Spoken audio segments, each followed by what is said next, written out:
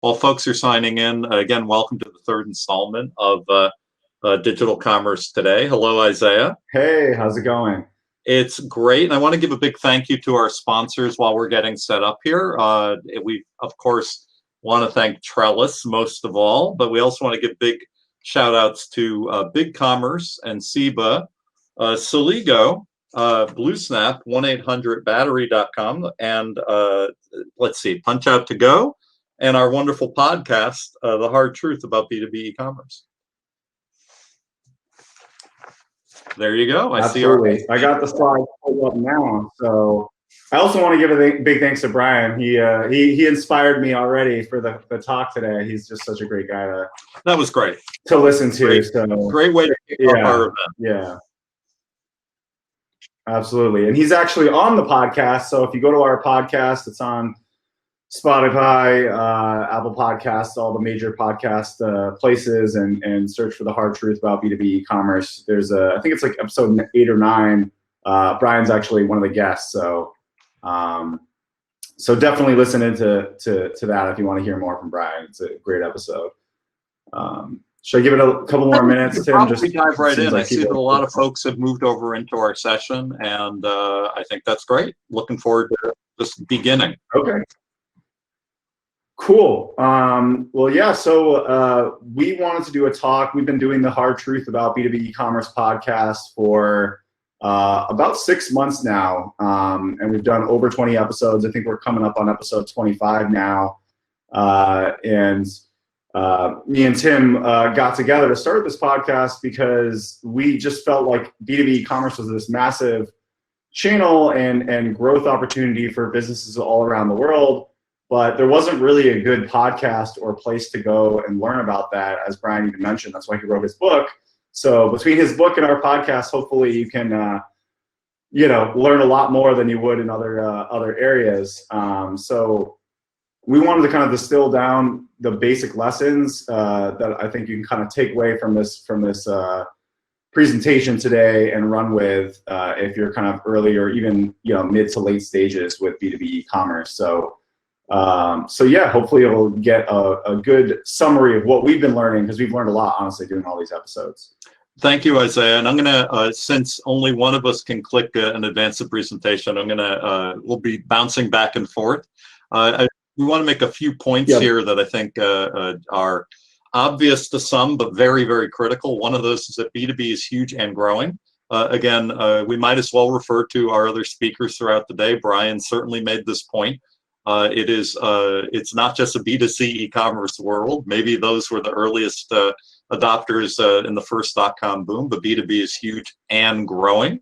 If you could advance there, yep, $17 trillion. That's with the T, folks, in total B2B global sales, 9 trillion total B2B global digital sales, and approximately 1 trillion plus of total US B2B e-commerce sales. It's an astounding numbers, and given how things have moved so quickly during COVID for e-commerce in general, I would just expect these numbers to continue to skyrocket, to climb. We can move to the next slide, thanks. Yeah, B2B has its own ecosystem. I think that's something also that we need to, we've learned and we've discussed with so many of our guests on our podcast.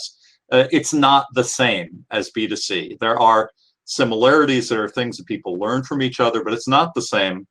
And I'm going to hand this back to Isaiah soon, but for now I want to talk about choosing the right platforms. Some of these are exclusive really to B2B. They're not things that you would consider as a small vendor selling apparel or health and beauty care or what have you. You just would not necessarily be thinking about Infor or others. It just would not occur. If you don't mind advancing, I can get over to the next.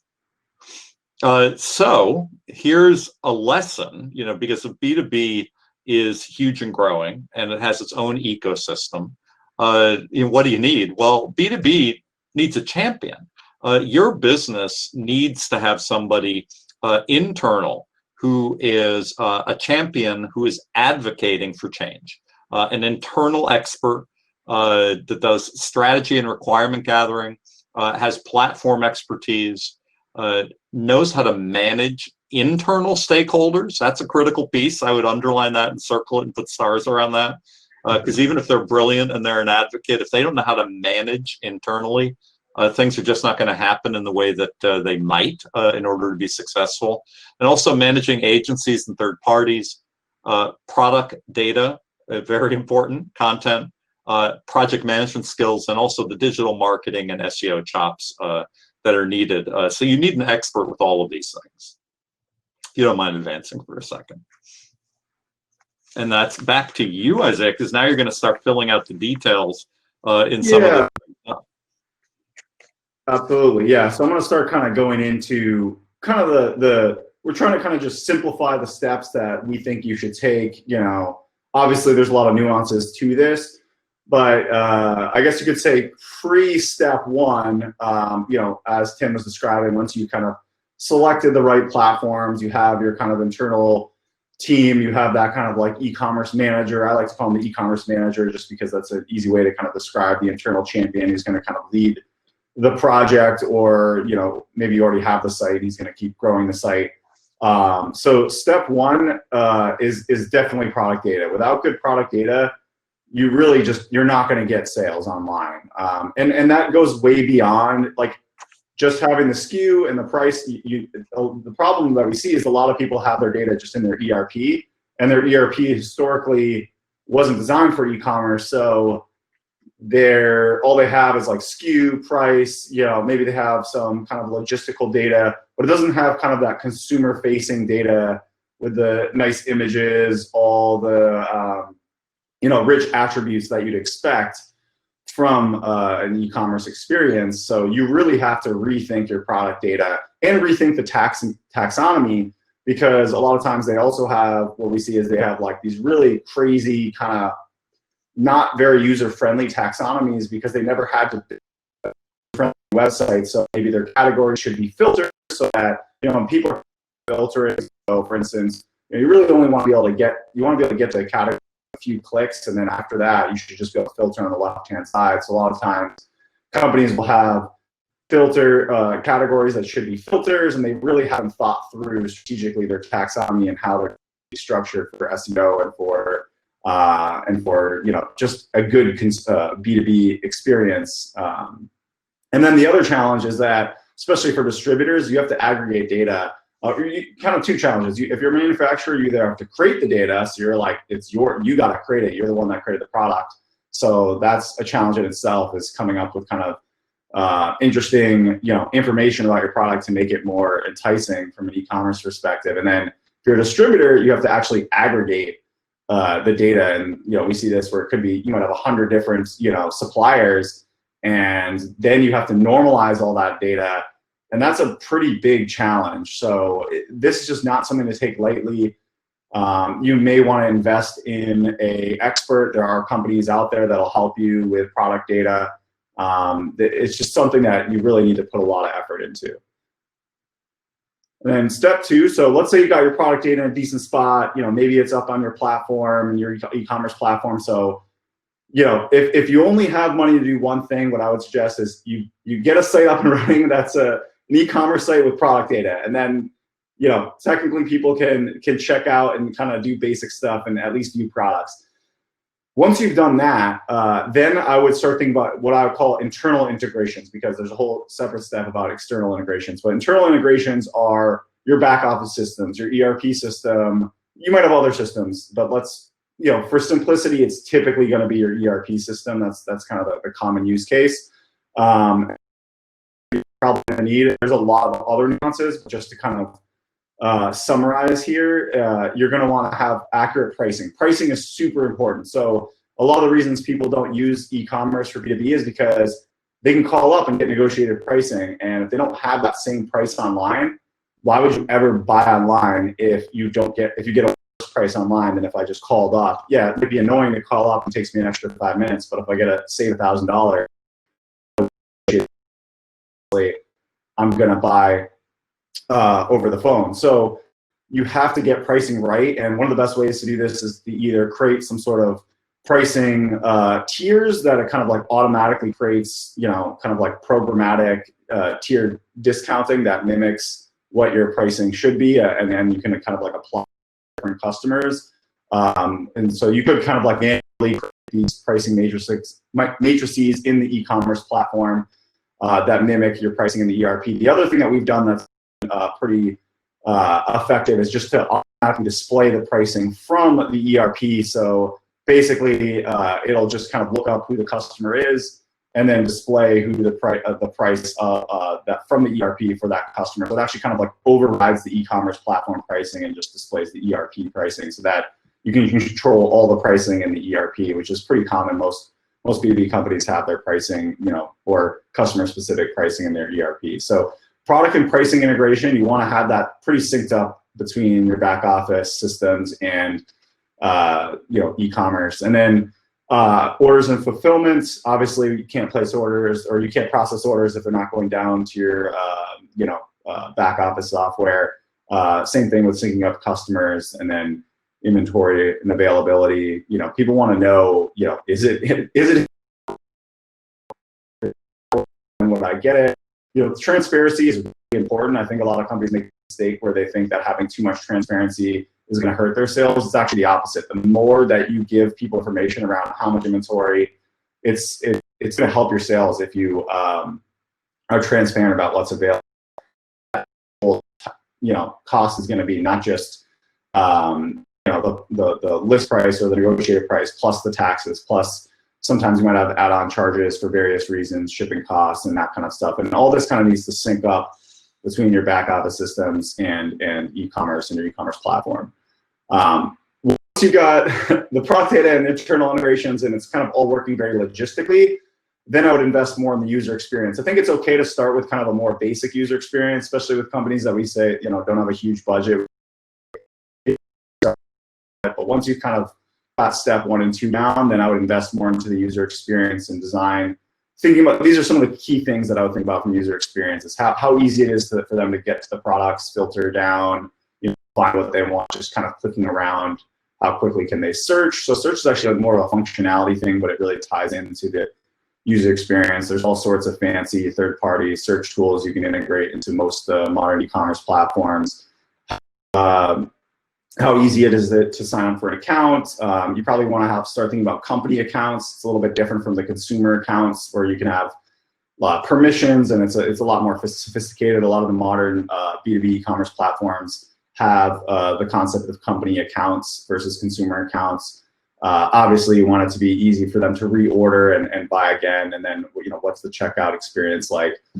So you really want to start to invest in the user experience to make it a modern, experience for all devices. And then step 4 is I would invest in flexible payment options. Maybe in the beginning you might start with just like credit card or purchase order, or just a couple payment options. But I think people are getting more and more used to having all these different flexible payment options and shipping options. So I guess you could kind of add shipping options as another option within this. So between payment and shipping, there's so many different ways that you can pay and ship now. So I think consumer or businesses, I keep saying the word consumers because businesses that are buying today are kind of expecting that consumer-like experience. And you have things like Affirm and these like pay-as-you-go solutions. You have subscription, and these can all work for B2B. And there's all sorts of unique ways to kind of make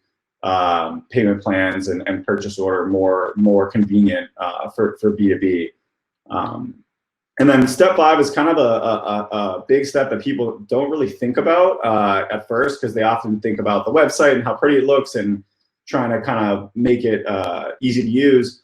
But one of the key things that's actually the sponsor of our podcast is Punch Out to Go, does a lot of this with the e-procurement side of things.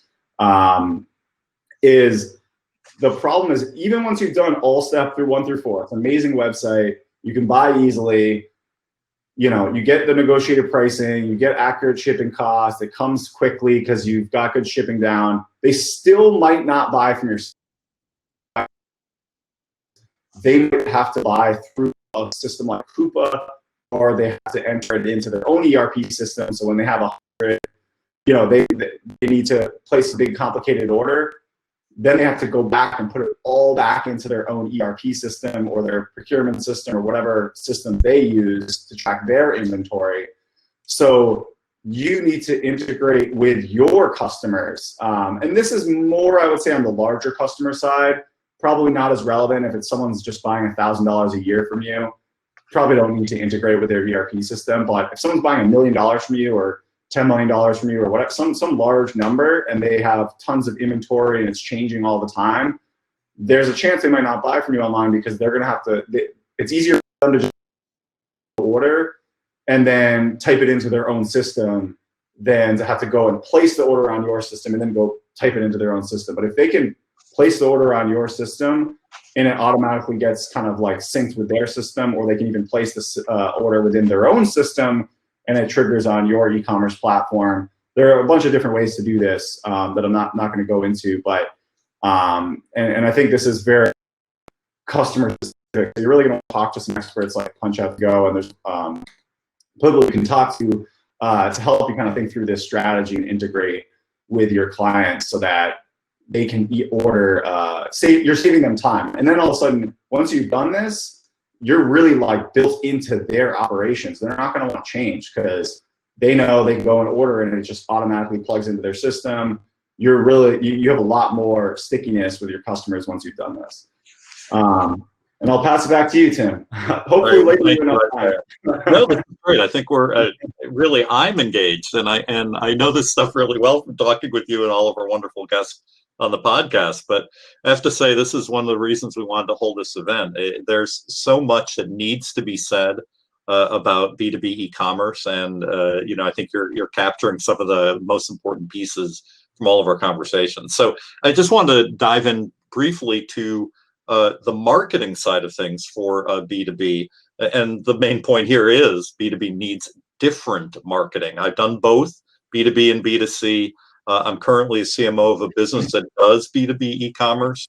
It's different. And here are some of the key differences, I would say.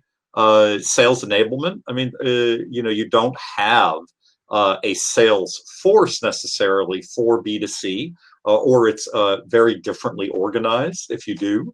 And so the sales, you should see through the website, are enabled for the customers used as a tool to upsell and grow or get new customers. So it's a tool. It's not something to replace your great sales team. It's something that is a tool for them and a tool for potential customers to become engaged. Lead generation. Lead generation, again, doesn't really exist in the same ways for B2C. You have to do different kinds of PPC, different ways of viewing social media, like using LinkedIn, which again is not so much a place for B2C leads, bringing new customers to you.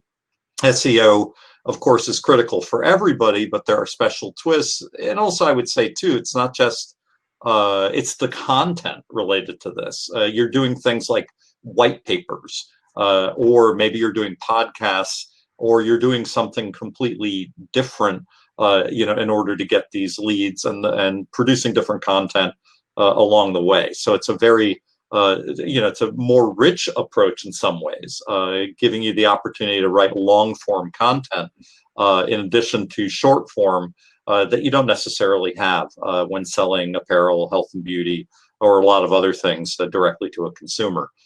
Account management. Instead of taking orders, you can be strategic, help grow accounts via helping customers with the new ideas. Account-based management. Just think of it that way. You're working within the current accounts you have, trying to build, in addition to getting new accounts along the way. Data and analytics. Good data is gold. More data is almost always better if you know what to do with it. The analytics piece is something that is always critical. I'm a former head of BI for a CPG company. I have to say that was quite a baptism by fire with all of the different pieces of the puzzle that had to be figured out. It's something that's stayed with me the rest of my career, and it applies very much for B2B e-commerce. Using all of that data to the best advantage to grow your business. And I would say also just underlining the customer data piece. you have to understand in B2B, there are layers and layers of customer. You're not necessarily going directly to end consumer. There are people in the middle that have to be thought of as well. And then last on this slide, the retention marketing piece, using email marketing, loyalty, retention concepts that are different perhaps than you would use in B2C. It's not a simple like Starbucks rewards kind of program that's going to work for you in B2B e-commerce. So if you don't mind advancing, Isaiah, I appreciate that. If you could, oh, thanks, I appreciate it. Yeah, the marketplaces is also another thing to realize about the differences. Of course, there are marketplaces that are big for B2C. Some of them overlap, as we see at the top, like Amazon, eBay, and Walmart. But there are others that don't necessarily overlap at all. I mean, Newegg is a good example, or Alibaba and Tmall and AliExpress and all of these places that can be very important, to B2B players, and not just to get component parts for something you're producing, but really, dealing with all of the different things that you're trying to sell and get out into the world, and really understanding things like Channel Advisor, who I've worked with before. They're pretty great, but really understanding how marketplaces connect to everything else that you're trying to accomplish in B2B e-commerce and international. Again, special considerations here that you would not really have in the same ways with B2C. It's not simple, package ship to a new country. It could be completely different kinds of regulations, taxes and other considerations for the type of products or services that you're selling. So if you don't mind advancing that too, thanks. So what does Trellis do? Well, Trellis, we make B2B e-commerce simple. And this is something that the company takes very, very seriously. And I have to say, it's not said often enough that simplicity is where you need to go. No matter what you're trying to accomplish, and no matter how overwhelmed you might feel in all of the tech and tools that are out there, it's got to be simple for the for your clients and for your customers. And so making e-commerce as simple internally and externally as possible is really critical. And that's something that Trellis strives to do and does so well. I only have a couple other points to make, and then Isaiah and I can wrap up. And I see we have a question or two in chat as well. So the next slide, if you don't mind. Just to make a point about this, what's the approach for Trellis and making commerce simple? Well, I have to say I underline Agile all the time, because not everyone does this yet. It can't be waterfall. If people are familiar with these approaches, I've been in this business for a long time, and a lot of approaches have come and gone. Agile will not go away, and it shouldn't. It's really the way to get things done, and really also long-term thinking. If you're not looking as far ahead as you can, you're really going to miss out. But I would say, though, that long-term thinking could be like an 18-month cycle and a 3-year cycle. It's not necessarily 10 years, because I don't think any of us here today really know what's going to be happening in 2030 and 2040. So I challenge you all to take a guess, and maybe we'll document that and meet again. But just want to make that point. And then we probably all retire in 2030, right? Yeah, I think so. I think it'll be time. And Isaiah, back to you for the wrap up, and then we do have a couple of questions, I think. Yeah, I mean, we just want, we've been putting a lot of effort into this podcast. Just want to, let people know we're looking for guests all the time. Don't feel like, I think a lot of people might think, oh, I'm not enough of an expert. If you do B2B commerce, you run a site, you built a site, we want to hear from you. Reach out to us. Obviously, there's no cost to guest. We do it every week, so please check it out on Spotify, Apple Podcasts are kind of the two main places to go. We actually have video on YouTube if you want to see our faces. Just check it out, and especially if you like it, and then you think you might be able to add some value as a guest, reach out to us. We'll definitely let you know, and we should be able to get you on as a guest. Actually, it looks like Christopher, I think I see that question there. So Chris, just send us an email, or we'll get in touch, and we'll get you on as a guest. So thank you so much.